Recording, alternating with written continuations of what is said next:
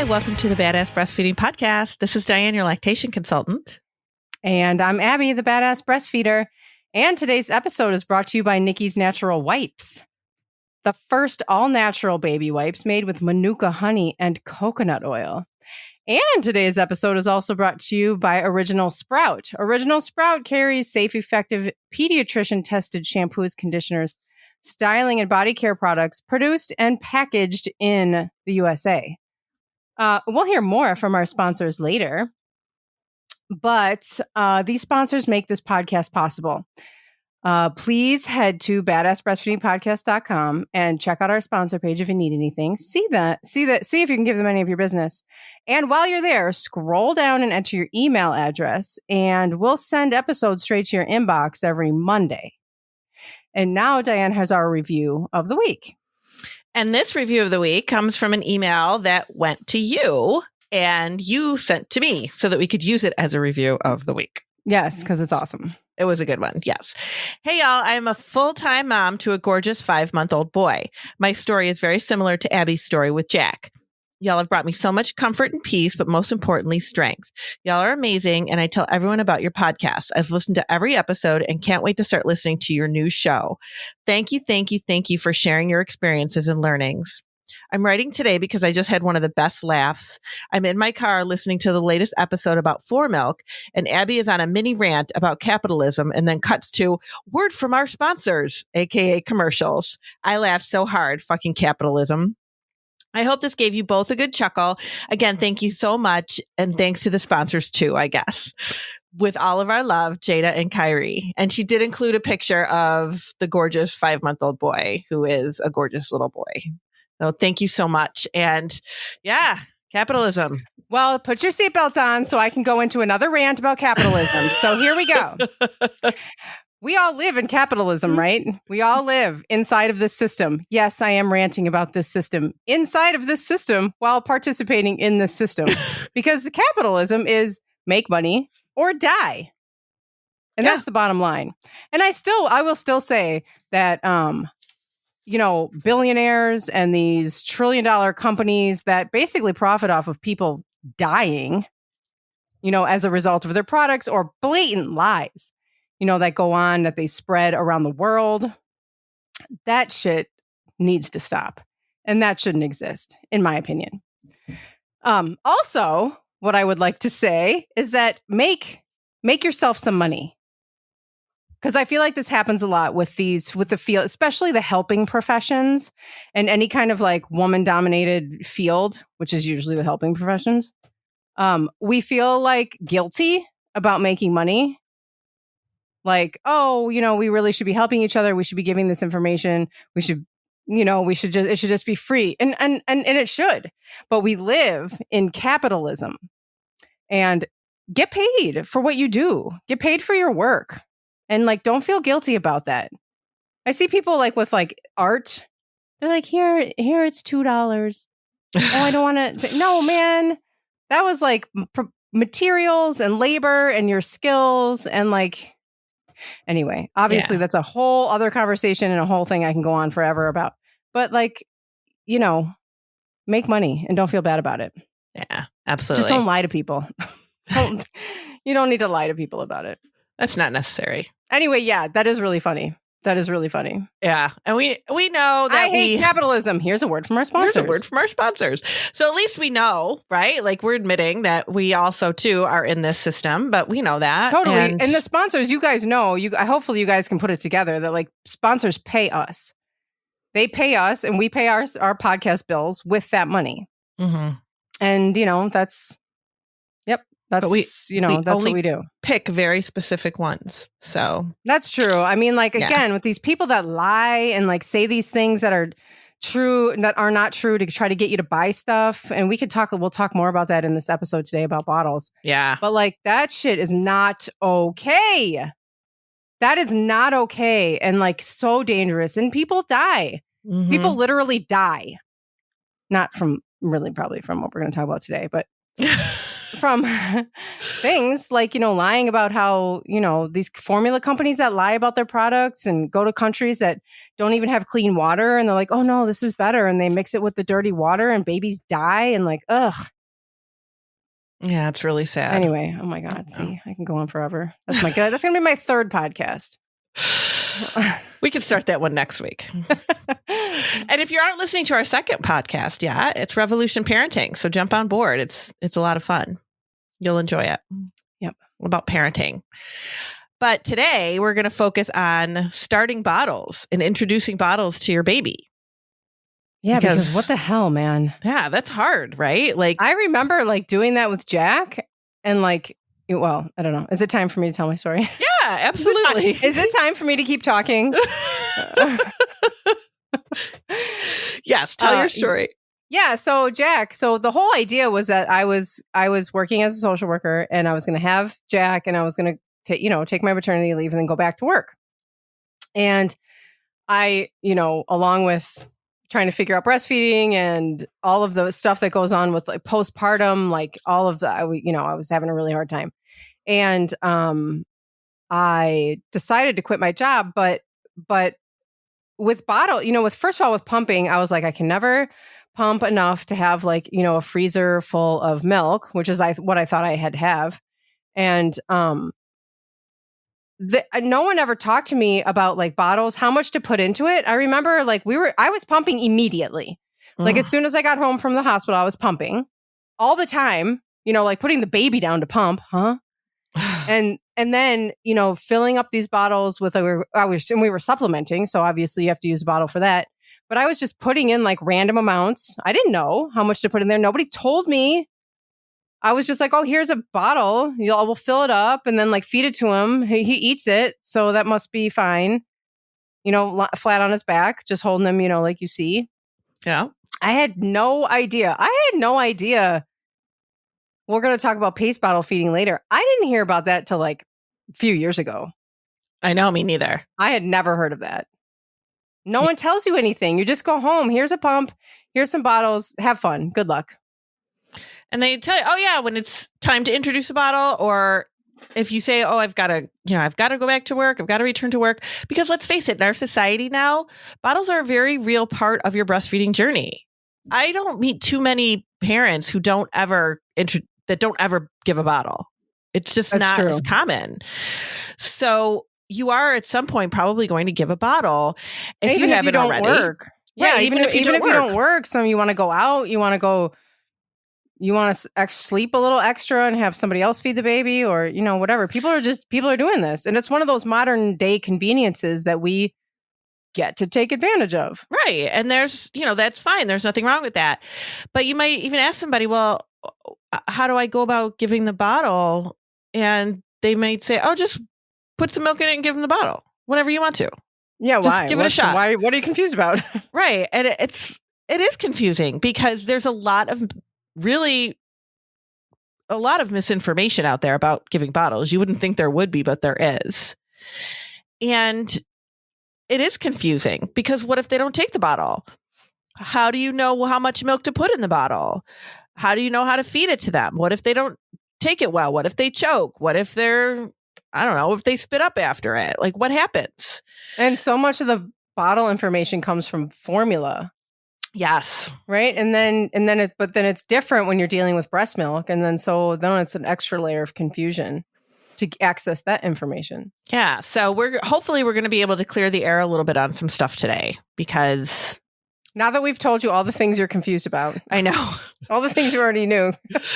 I know. So hopefully we're going to hopefully clear the air a little bit. But when it comes down to introducing bottles, I would say do not start doing that until at least 2 weeks. I mean, if you're in a position where your baby's feeding fine and they're gaining weight and you're recovering from having your baby, then just feed your baby. That's all you need to do for the first 2 weeks. You don't have to do anything. Yeah, that is absolutely the best thing to do. Yes. Is keep your baby at your breast as much as possible.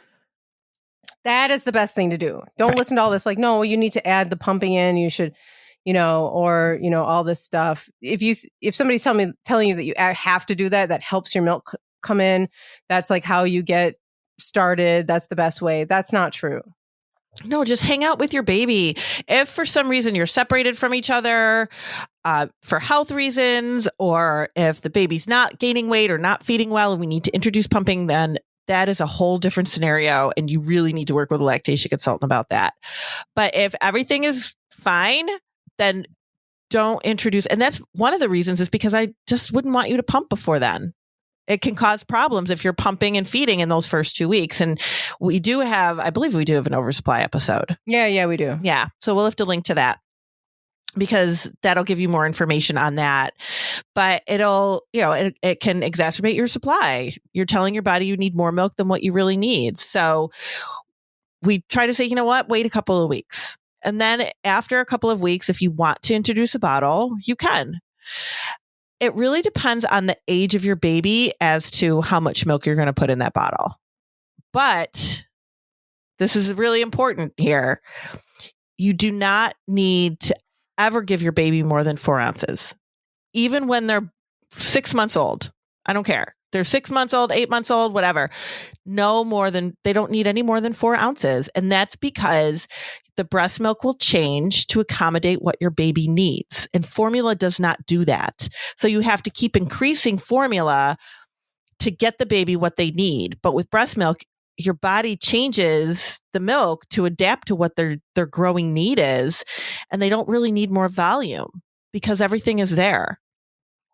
So you never need a lot. Sometimes they'll take less, right? Sometimes they'll take less than 4 ounces, and that's not a problem. It's not like they're not eating or they're,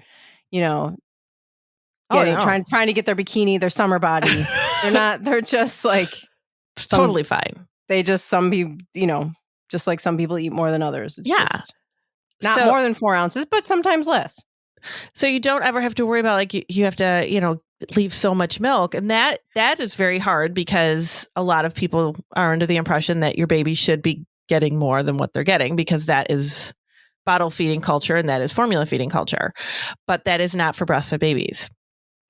So, and a lot of times people think that too, because, my baby was offered 8 ounces and they took 8 ounces. Yes. So that means that they needed 8 ounces. And that is not the case. And sometimes too, you'll hear that when somebody says, well, I'd like to introduce a bottle. How much should I give? And your medical professional might say to you, well, whatever they take, give them what they take. When they stop, then they've had enough. Your baby, for the first 3 months of their life, the suck reflex is involuntary. They can't help it. If you put the bottle in their mouth, they're going to suck it down. And each suck facilitates a swallow, which is going to facilitate another suck. And then before you know it, that bottle is gone. Doesn't matter how much was in there. It's gone. And it looks like they sucked it down like they'd never eaten before. And that is really, really deceiving and confusing if you don't realize that that's what will happen. Yeah, really what happened is that they were overfed. Mm-hmm. And then people think, well, I can't pump that much. I'm not keeping up with my baby. Yeah, but the thing is that they're being fed more, way more than what they need. And you actually can keep up with them. It's just start with about 2 ounces in a bottle. It's like such a crazy cycle. Mm-hmm. Like it feeds on itself, like it's just one thing leads to the other. It's really bad cycle. Trapped in it. It's really confusing once you're in it too. It's really hard. It's hard to break out. Yeah. But your baby, they give them start with about 2 ounces. And that should be plenty. And then like I said, we're going to be talking about paced bottle feeding, but it is really important. There's a couple things that go along with having that bottle, and the paced bottle feeding is one thing. Nipple size is another thing. Sometimes people say, babies are very particular about what kind of bottle they have. Sometimes they can be. So don't just have one bottle and that's it. Don't have one brand of bottle. You might need a couple of different kinds to see what your baby is going to like the best. And that is one of the things when we were talking, in the beginning of this episode about the lies that can be told to you through capitalism. You do hear all the time. If you go look at bottles, you will see them say, this bottle is best for the breastfeeding baby. That is because they want you to buy their bottle. It doesn't mean that it's really the best thing for your breastfed baby. They don't know what the best thing for your breastfed baby is because it's your baby. And that nipple doesn't look like yours. So right. Marketing is easier when it's like, here's the blanket statement on all babies. Yeah. But that's not how anything works. It's not. So don't worry about what that says. Get something that works for you and your baby. And you might have to try a couple of different bottle nipples to do that. But yeah. And if your friend is like, hey, I've got a couple, you want to borrow them, do it. Yeah, do it. Just like, try some other people's. It's fine. Just wash them. No big deal. You can like boil them and sterilize them and then use them on your own baby. Always. Try a bunch of different ones and find what's good before you spend a bunch of money on stuff. Always make sure it's a slow flow nipple. That's important. Yes. That is an important piece of it. And I think after our break for our capitalism, we're going to talk a little bit about paced feeding. And we're going to also talk about how bottles aren't necessarily easier too. Oh, yeah. Okay. Yeah. All right. So we'll be right back after a word from capitalism.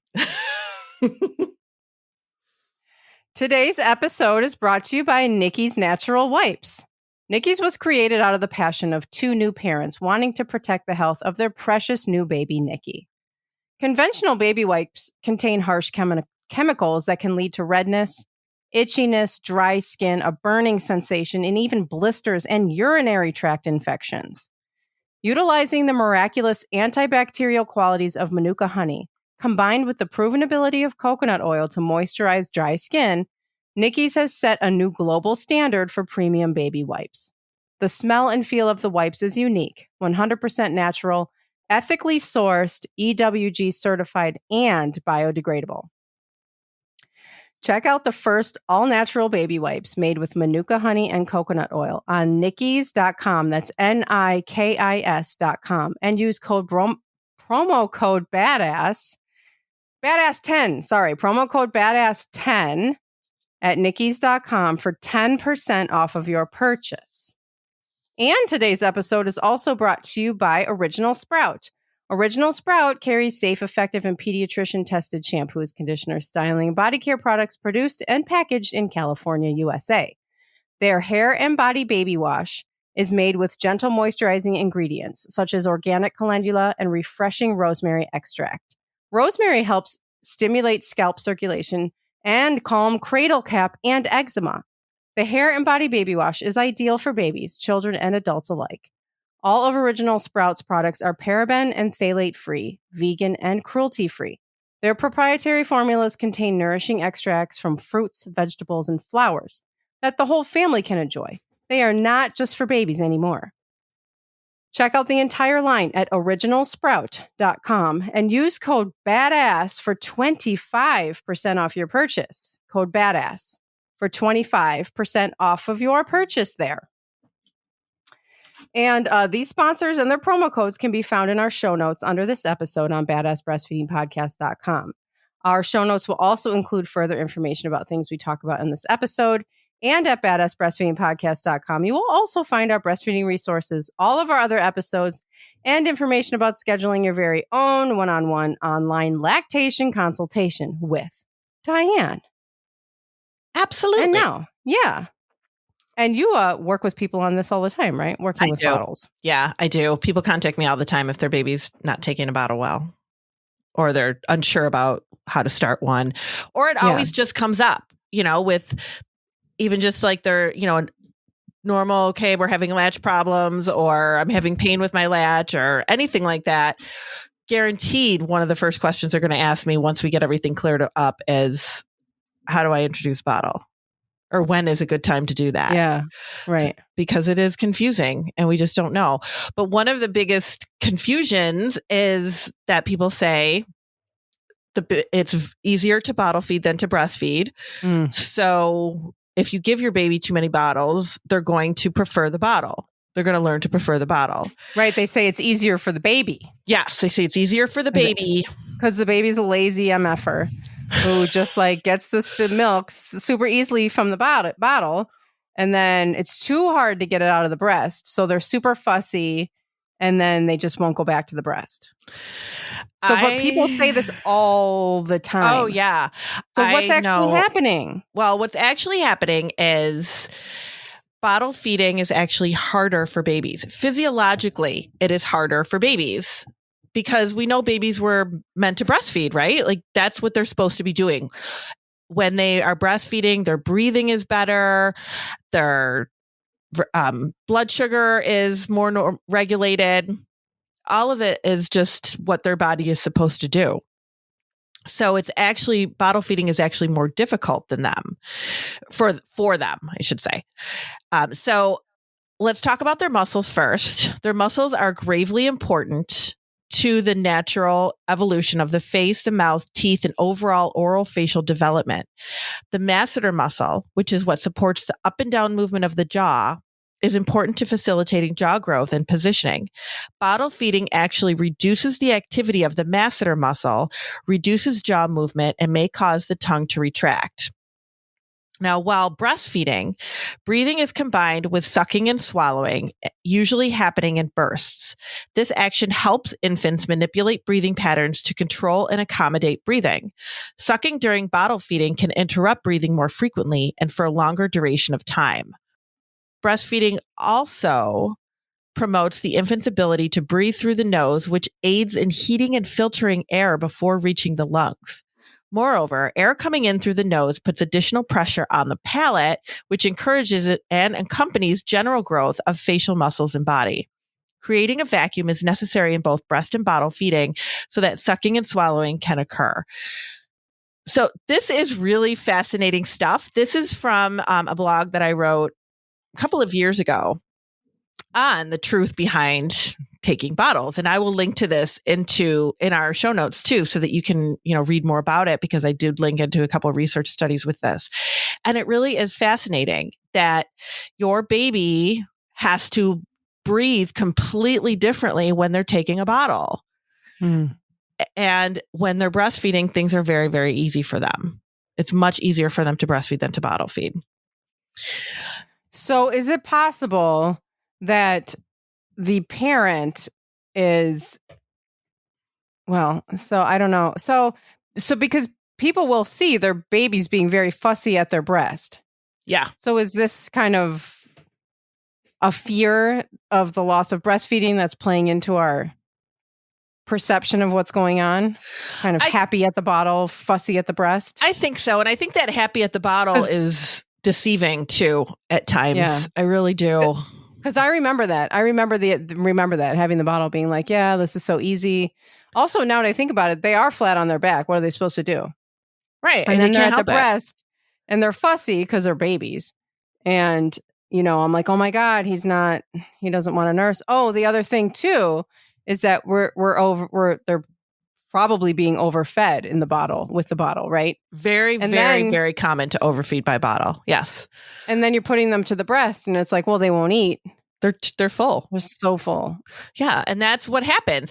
They're overfed and then you try to breastfeed them and they're like, I'm not doing this. I'm full, because they control it. Breastfeeding, breast and chest feeding is something that they can control. They are in control of their feeds. When they're being bottle fed, you are in control of their feed. So it is a very different process for them. Very, very different. And they're usually overfed when they are bottle fed. And they're usually not fed on demand when they're bottle fed. So when you try to go back to putting them to the breast or the chest, then they're just like, nah, I'm good. I don't want anything. That is usually when people call me and they say, well, the baby's preferring the bottle. It's like, okay, let's talk about what's really going on here. And one of my first questions is usually, how much are they getting by bottle? Sometimes I'll see it where a baby is struggling to go back and forth. Like they are really struggling to figure out like how to bottle feed, and breastfeeding is, going very, very well. And then those parents will call and say, well, the baby's not taking a bottle. And they're like, oh, they're just being stubborn. They won't take a bottle.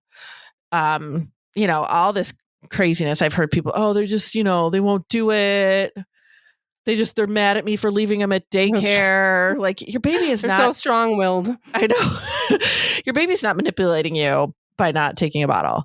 Or one of my favorites is like, well, if you let him go long enough, they'll get hungry enough where they'll take it. Like, that's not really fair to your baby. Yeah. It might be that they're really struggling with trying to figure out how to make it work, because it is very different. One of the other things that I hear a lot is, only let somebody else give the bottle. Don't let it be the breast or chest feeding parent, because then they will get confused and they won't want it. No. Feeding is a trust issue. Feeding, there's a lot of trust that goes into feeding. Your baby might be way more comfortable taking that first bottle from the parent that they've been getting all their feedings from. If they're having trouble, it's a good place to start with you. It's a very good place to start. Yes. So don't be afraid to give them that first bottle, because that might be the best way to introduce it, is through you. Right. You're handing them off to somebody who they're not normally with, and then they're stressed, and then they have to take a bottle that they're not used to, which is stressful. And that might not go very smoothly. No, and that can be stressful, right? I have people that are like, oh my gosh, I got to go back to work. The baby's not taking a bottle. Everybody ends up in tears. Everybody's crying. Their baby's screaming. My partner's upset because they can't feed the baby. It's just, oh my gosh, it's so stressful. It is so stressful. But sometimes you have to start with the slower things to make sure that the baby is taking it okay, and then move on to other things. Right. So that not everything is brand new as soon as they have to spend the day with somebody new. Exactly. Yeah. I mean, I always tell people, give it a shot. I would try to introduce a bottle, especially if you're going back to work.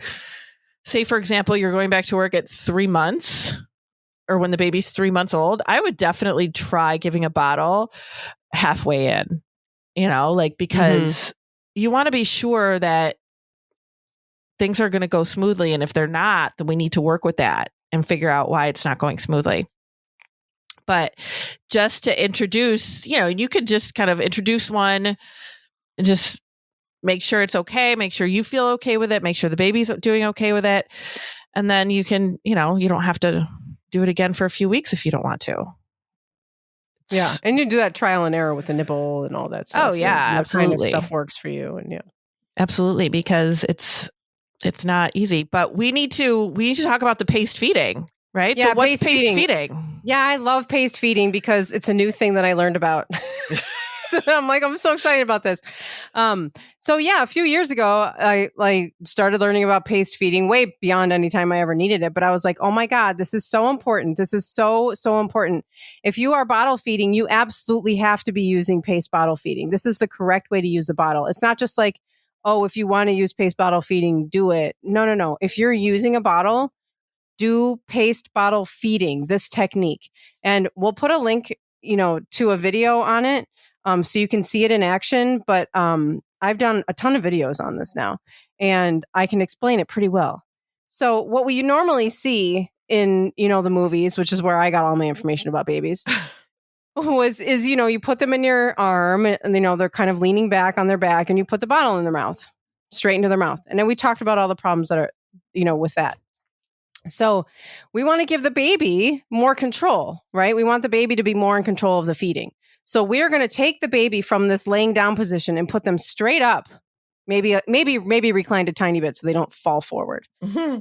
But upright. We want them to be upright. Get pillows, put a pillow underneath them, put a pillow under your arms, get nice and comfortable, because this is going to take, as long as it takes to nurse. It's probably 15, 20 minutes it's going to take for this whole process. And you're going to take a bottle with 2 ounces of milk in it, and you are going to hold this bottle horizontal to the ground. Not straight up, dumping into their mouth, but horizontal, just so that there is milk filling the nipple. And you can, in order to get baby to, you want them to latch real good onto the bottle. So you can kind of tickle their nose or their upper lip with it and get them to reach up and open real wide. Put the bottle in, hold the bottle horizontal, and let them suck that way. Let them drink the milk for, a couple of minutes. And then after a couple of minutes, keep the bottle in their mouth. Don't take it out, but you're going to tip it toward the floor so that the milk runs out of the nipple. And you're going to let them suck for about a minute on the empty nipple. This is going to help them digest, have the milk kind of settle down a little bit so that they don't eat too quickly, so they don't get, overfeed or get a stomach ache or anything like that.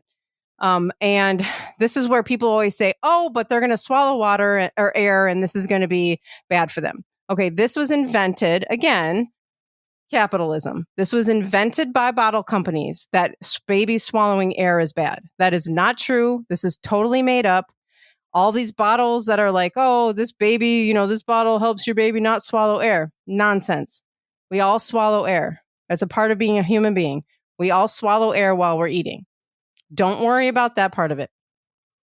After a little while, after about a minute, put the bottle horizontal again, fill the nipple, just enough with milk for them to suck on that for another couple of minutes. And then another thing that you can do while they're eating is you can give the bottle a little tug, kind of tug it out of their mouth a tiny bit, not all the way out, but just a little tug, which will trigger that suck reflex, which will give them that extra usage of all those muscles that are not being used while they're just sucking on the nipple, which is the difference of bottle feeding versus breastfeeding, which we talked about before. So you can kind of help them, utilize those muscles a little and play that little tug of war. And then another couple of minutes, do the same thing, empty the nipple, have them suck on the empty nipple for a little while, and go back and forth and like that for, 10 minutes or so. And then you can take the bottle out and have them just sit there for a little while. And then start the process again and see if they want more. So now you're going to be looking at your baby, you're going to be wanting to look for signs of fullness, which are, baby's clenched fist is maybe less clenched. Maybe you can feel them starting to relax a little in your arms. What else? Try to burp them. And, that's a good time to burp them in between or they're not sucking as hard anymore. You can see that maybe their sucks are slowing down a little. And when you see these signs of fullness, stop. They might be dozing off. Yeah. Signs of fullness mean they're full. And if they start to get tired or you start to get fussy, it's likely not because they're hungry. It's probably because they're full now and they're tired and they're, babies. It's okay to leave some milk in the bottle. They don't have to have the whole thing. Well, which is why it's good to just start with a couple ounces. So you're not wasting, a bunch of milk. Start with just a couple of ounces so that you're not expecting we're going to have 4-ounce meal today. Sometimes when you take that bottle out and kind of give them that little break, if you go to put the bottle back in and they're done, they just won't open up for it anymore. Yeah. So that's another signal that they're done. They're just kind of they might move their head around or try to, kind of dodge it a little bit. So it's, it really, they'll tell you. They'll be able to tell you. But if you're not practicing paced feeds and the bottle is just in their mouth and it's just flowing, they can't. No, they're going to drink the whole bottle because they have no choice. They'll choke if they don't swallow it. Yeah, it's very deceiving. It is. And but this is just information that's not out there. Yeah. So paced feeding's definitely the way to go. Check out the show notes for, a video a whole bunch of stuff on that. And then you can share the video with everybody. Your caregiver, especially. Yeah. I've had clients that did that shared the video with their daycare, their caretakers. Yeah, because don't assume that people know this. Assume that people don't know it. No. You have to assume that people don't know this because this is just not a thing, especially daycares. And, they're just trying to get things done. They're trying to go as fast as they can and try to talk to them about how the babies might be less fussy, how this could benefit them if they're, feeding a little slower and a little more upright and things like that. Yeah, absolutely. And if you have questions, let us know. We can help you. We'll lead you in the right direction. We will. We'll never lead you astray. We only lead ourselves astray. We do all the time. But that's it. Thanks, Diane. Hey, we'll see ya. All right. Bye. Bye.